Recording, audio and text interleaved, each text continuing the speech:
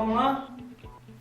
Propriedade radical, a gente viu antes de iniciar a quarentena as propriedades de potência. Na nossa última aula a gente viu o que eram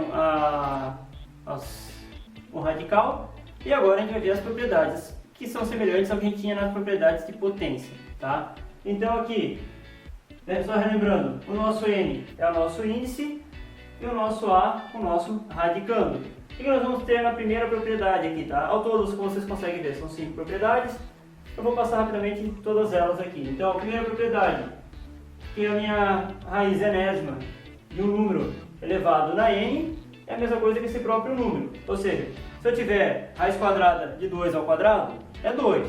Tá? Então, se eu tenho raiz enésima de um número elevado a n, é o próprio valor, é o meu próprio radicando. Então, o A sempre vai ser um número real positivo, o n vai ser um número natural maior do que 1. Então, o meu n tem que ser pelo menos o 2. Então, 2, o 3, o 4, o 5 e assim por diante, tá?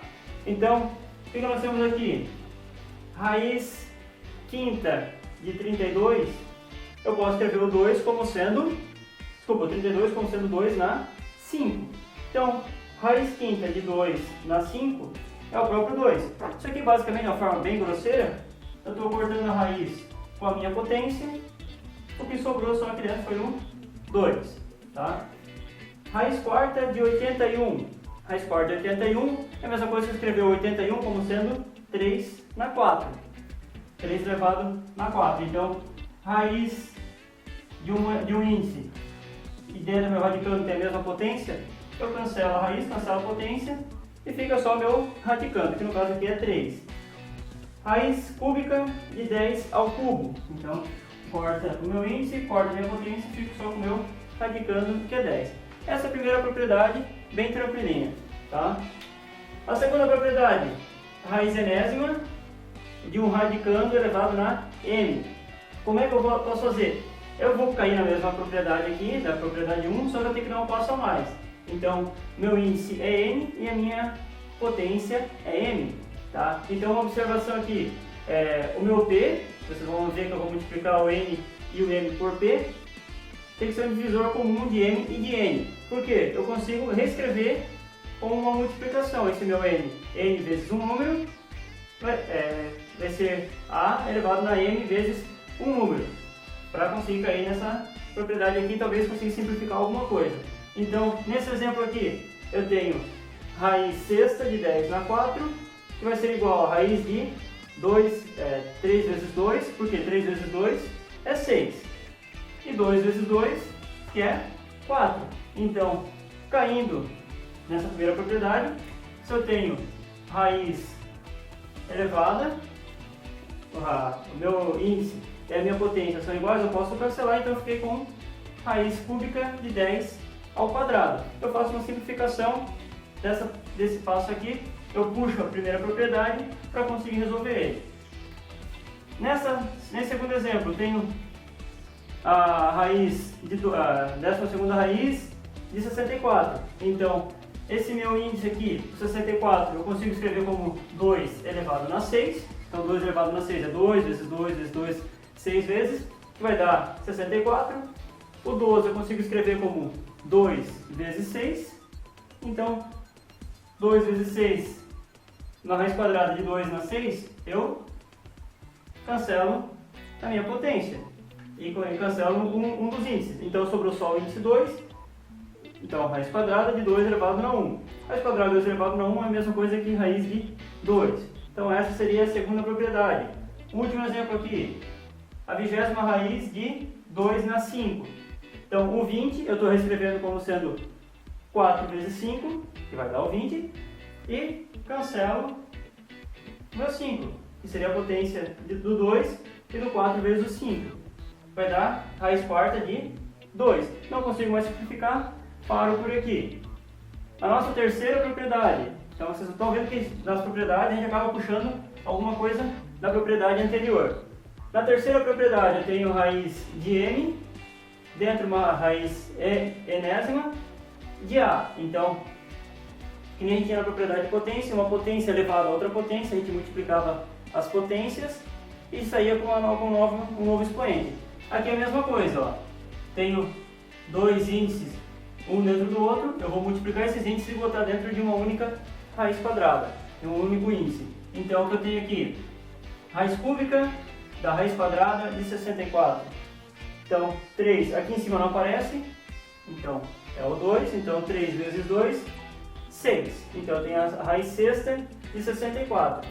Então, o 64 eu consigo escrever como 2 elevado na 6, então a raiz sexta de um número elevado na 6, volto aqui para a primeira propriedade, que vai ser igual a 2. Eu corto a potência com o meu índice e tenho o meu radicando como resultado.